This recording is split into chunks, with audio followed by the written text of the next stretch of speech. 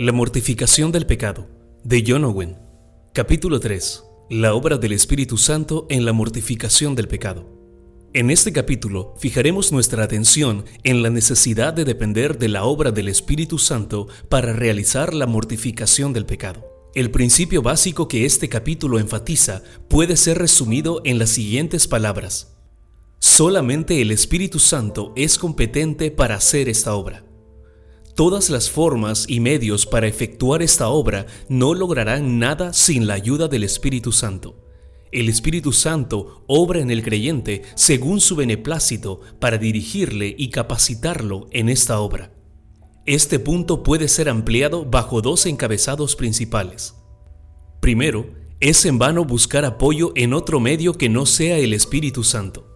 Muchos remedios han sido sugeridos, algunos de los cuales son bien conocidos, pero no han ayudado a nadie. Los católicos más religiosos se ocupan de medios equivocados para mortificar el pecado. Pero este deseo de mortificar el pecado se manifiesta a sí mismo por el vestir hábitos religiosos, hacer votos, pertenecer a órdenes religiosas, por ayunos, penitencias, etc. Supuestamente, todas estas cosas sirven para mortificar el pecado, pero no lo hacen en realidad. Desafortunadamente, tales ideas acerca de la mortificación del pecado no están limitadas solo a la Iglesia Católica Romana. Hay muchos así llamados protestantes quienes deberían saber más, pues tienen la ventaja de tener un entendimiento más claro del Evangelio, pero no se comportan mejor que los católicos romanos. Estos se dedican a sí mismos a guardar la letra de la ley de Dios, en una manera que los conduce solamente a enorgullecerse, pero en realidad no dependen de ninguna manera de Cristo y de su Espíritu. Tales supuestos medios para la mortificación del pecado manifiestan una ignorancia bien arraigada del poder divino y del misterio del Evangelio. Hay muchas razones principales por las cuales estos esfuerzos por parte de los católicos y de muchos así llamados protestantes fallan y no mortifican verdaderamente ningún pecado. Primero, porque muchos de los medios y formas en que ellos insisten nunca fueron dados por Dios para este propósito.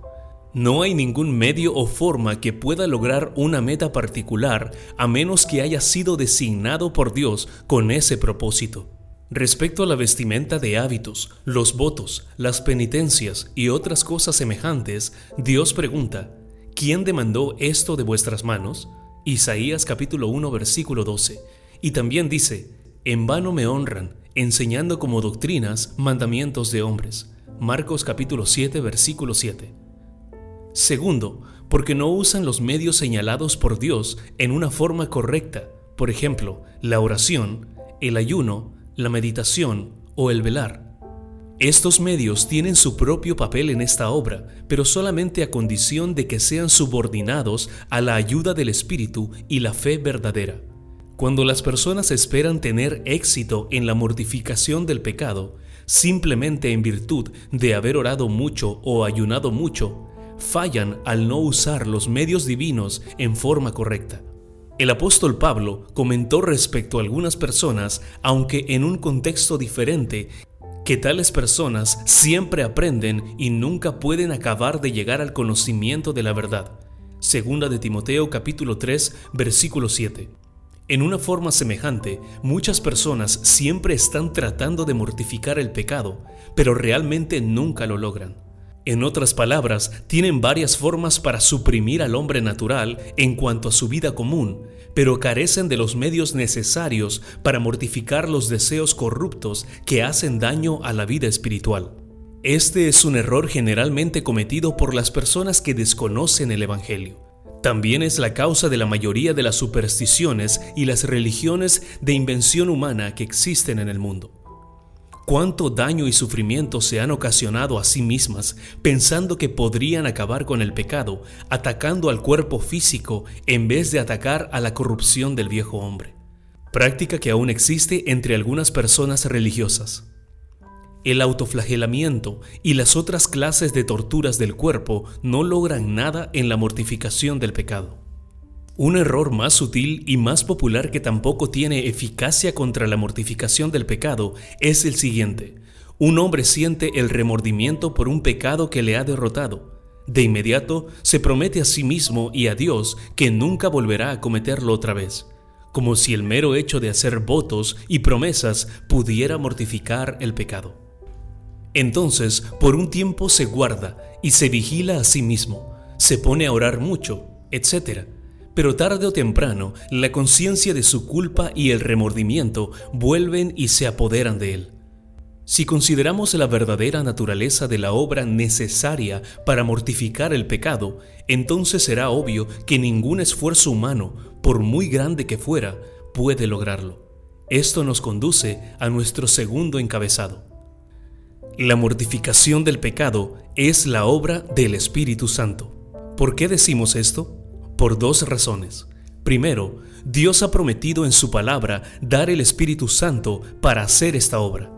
Quitar el corazón de piedra, es decir, el corazón rebelde, obstinado e incrédulo, es la obra de la mortificación del pecado que el Espíritu realiza. Dios ha prometido que esta es la obra que el Espíritu Santo ha de hacer.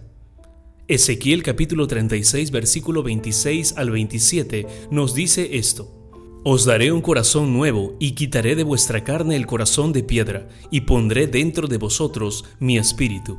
Segundo, toda mortificación del pecado nos viene como un don de Cristo, y todos los dones de Cristo nos vienen por el Espíritu Santo de Cristo. Sin Cristo, nada podemos hacer. Juan capítulo 15, versículo 5. Cristo nos concede la mortificación de nuestro pecado. Él ha sido exaltado como príncipe y salvador para darnos arrepentimiento. Vea Hechos capítulo 5, versículos 31. Y nuestra mortificación del pecado es una parte no pequeña de ese arrepentimiento. ¿Cómo hace esto Cristo? Habiendo recibido la promesa del Espíritu Santo, Él lo derrama en nosotros para este propósito. Hechos capítulo 2, versículo 33. Como preparación para lo que seguirá en los capítulos restantes, concluiremos este capítulo considerando dos cuestiones importantes. Primero, ¿cómo mortifica el Espíritu al pecado? En términos generales, el Espíritu realiza esto en tres maneras.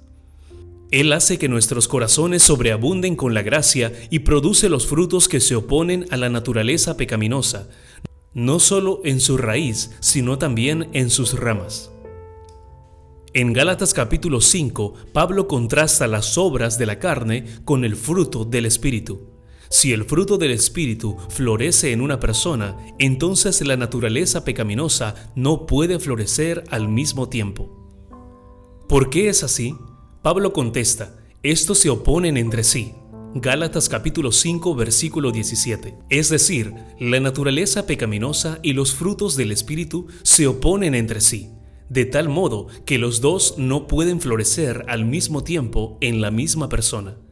Esta renovación del Espíritu Santo es un medio principal para la mortificación del pecado. Ve a Tito capítulo 3, versículo 5.